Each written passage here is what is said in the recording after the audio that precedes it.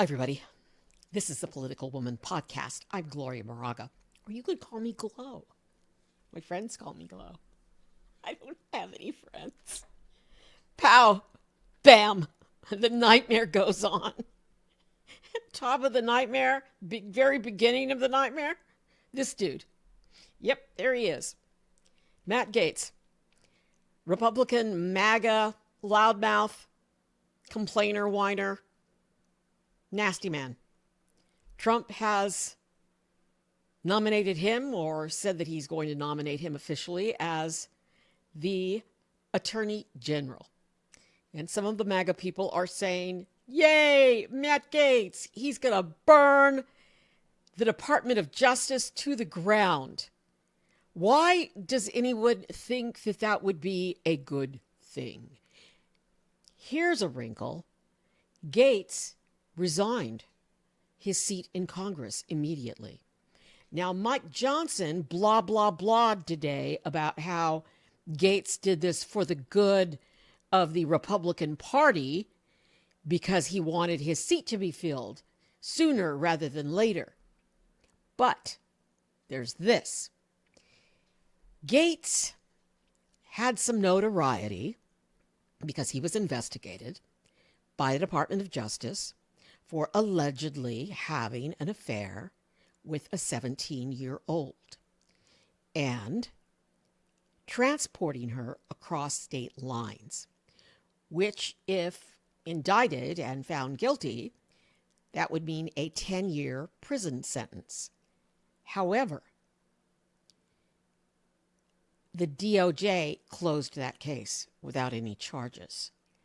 But Congress, the House, continued its investigation. That report is coming out, or was due to come out, on Friday, this Friday, like in 2 days. That is why some people are saying he resigned. That is why some people are saying his buddy, Donald Trump, who's been there and done that, is helping him out.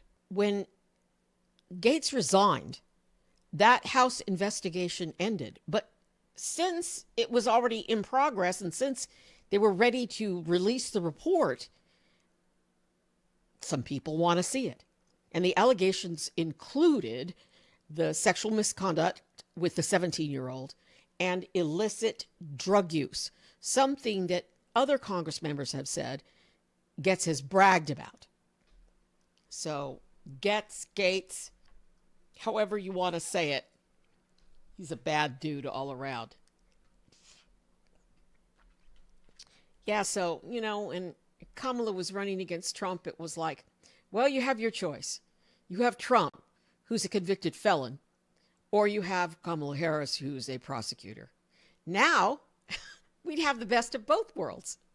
We'd have a convicted felon for president and an alleged sexual misconduct with a minor as our Attorney General. Oh, man. Next, here we go. I don't know what's worse. I don't know. Maybe the Gaetz thing is worse. But this is the dude. You notice they're all white dudes, except we have some white women thrown in here for good measure. This guy, I wish we'd get some easier names. This is Peter Hegseth. He is a Fox News host, and he does happen to be a veteran. We thank him for his service. He served in Iraq and Afghanistan. Does that mean he's qualified to run the Department of Defense? No, it does not. I'm just saying this because I've been a manager, and I've had to manage people. And somebody who's going to manage the Pentagon and manage the Defense Department should have some management skills. This dude is a Fox News host. Yeah, so he'd be in charge of the Pentagon and 1.3 million active duty men and women in the military. Oh, and by the way, he doesn't believe in women in combat. And he definitely does not believe in any woke stuff in the military. He's been very, very specific on that. He is, however, a dedicated supporter of Donald Trump. And Trump said stuff about him. I'm not going to go into it. He has, this Hedgeseth guy, insulted General Brown, General Charles Brown, chairman of the Joint Chiefs of Staff. He said that he would most likely ask for his resignation. He has made comments, Hedgeseth has, about Brown, General Brown, that would he have his position if he wasn't black. So he's already gone there on Fox News. Before I go on about Trump's other potential appointments, I'll just show you this. Joe Biden's smile. It's a bright moment in today's news. Take a listen. Well, Mr. President-elect and former President, thank you. Donald, congratulations. Thank you. And looking forward to having a, like we said, smooth transition. Do everything we can to make sure you're accommodated, what you need. And we're going to get a chance to talk about some of that today. So Good. Welcome. Thank you Back. very much. And thank you very much. And politics is tough, and it's in many cases not a very nice world, but it is a nice world today, and I appreciate it very much. And a transition that's so smooth, it'll be as smooth as it can get, and I very much appreciate that, Jim. You're welcome. Thank you all.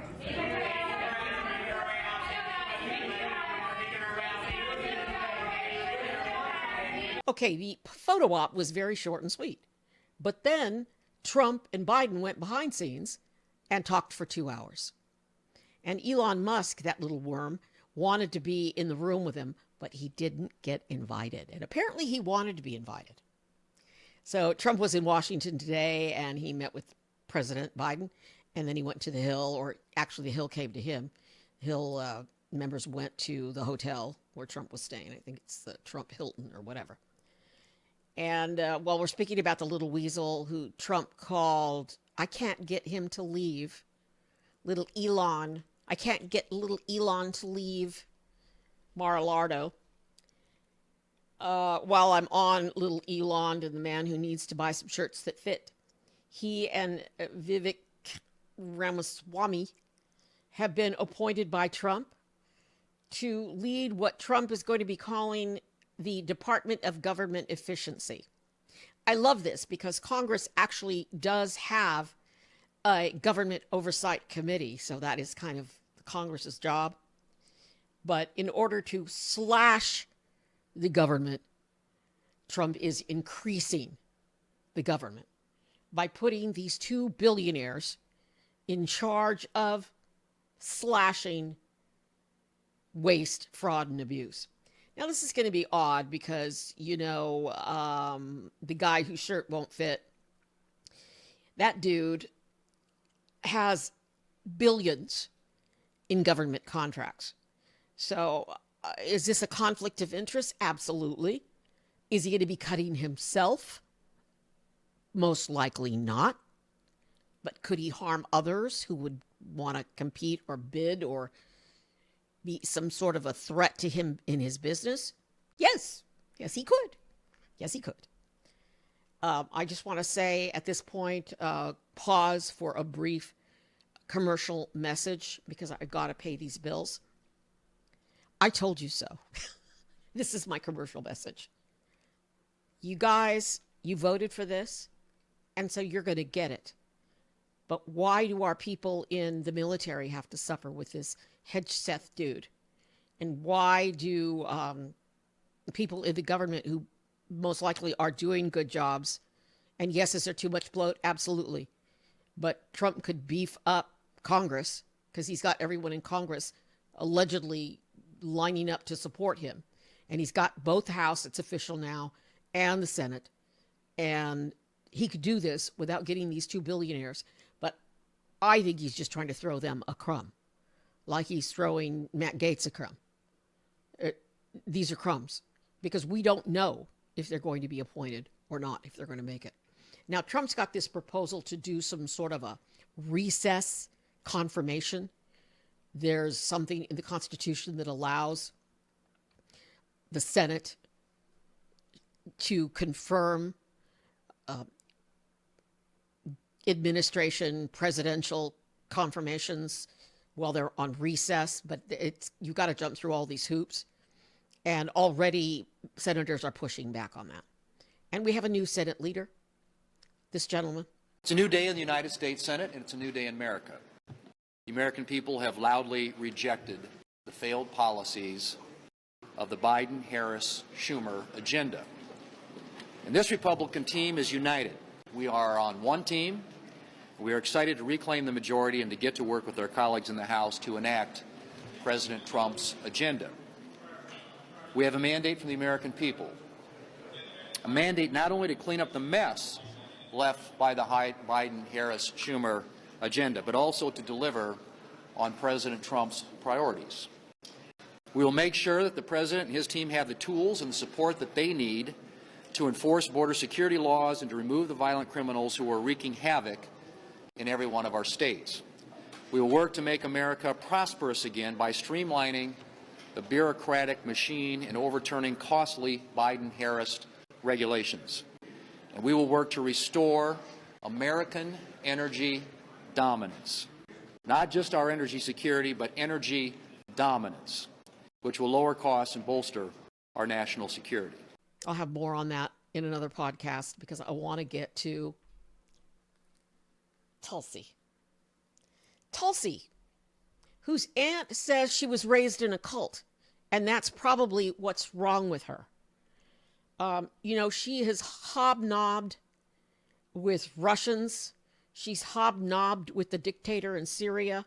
She's hobnobbed with the Egyptian president, whose regime has killed and imprisoned thousands of people since he assumed power in a coup in 2014. She's hobnobbed with authoritarian leading Indian Prime Minister Modi, and on and on and on. And guess what? Donald Trump wants Tulsi, who was once a Democrat, who has served in the military, and we thank her for her service. He wants her to be director of national intelligence. Well, why don't we just get all those documents that Trump stole that were in Mar-a-Lago and just give them to the Russians and give them to Tulsi? Have this woman be in charge of our national intelligence? Is he... Well, okay, I'm not going to go there. Are you kidding me? Are you kidding me? I mean, I thought it was bad that the dog killer is going to be Secretary of State. No. Little Marco is Secretary of State. It was one thing, it was bad enough to have the dog killer, the puppy killer. She killed the puppy and she killed the goat to be in charge of Homeland Security. I mean, she's not going to give a damn about any of the immigrants that are legal citizens. But this dude, this Tulsi, I mean, we all better hope that some members of the Senate grow a spine. Now, there was some talk today, from the talking heads on the TV that Trump's just pushing the envelope to see what he can get, that he wants to be, the dictator, and that if he can do some of this, then that means he's getting the green light from Congress to be the dictator. So we shall see. We shall see. I have a million stories to share with you about various things. And I'm going to wrap up for now because I don't want to cram too much into the podcasts. I'm Gloria Moraga, Political Woman. Please subscribe. We are entering the new and dangerous territory. These are historic times for our country. It's more important than ever that all y'all who never paid attention to, I don't know, that were Googling after the election all these things that you didn't know anything about, that you don't know anything about tariffs, so you voted for Trump. You couldn't Google tariffs to see how that's going to raise our food prices. And if that Musk dude, the guy with no t-shirt, ill-fitting t-shirts, if he is going to cut, and Republicans still want to give rich people a major tax cut, who's going to pay all the bills? And I'll just say this, my Social Security, I put that money in to the fund. I paid for that. I paid for that money. That's my money. That's not Elon Musk's money. It's not his mother's money, his loudmouth mother's money either. So how they're going to balance all these budgets and do all of this without, I don't know, causing higher grocery prices and destroying our farmers, because that's what tariffs do to our farmers. And if we don't have anybody to pick the crops because they're putting people in cages, and they're doing that. So all you dudes, especially you that keeps messaging me on TikTok and YouTube, Latinos for Trump, wait, I don't know if you've got any relatives, probably not, they probably disowned you. See how much pain you're going to be in, unless you don't care about children being ripped from the arms of their moms, which you probably do. All right, I digress. Gloria Moraga, political woman. Please subscribe. I'll be here. Going to LA, but I'm going to post on the road. I'm going to post from the road, from the highways and byways of California. Please subscribe. Please be safe. Try to keep a sense of humor. It's the only thing that keeps me going. My sense of frickin' humor. I'm trying to find the stop button.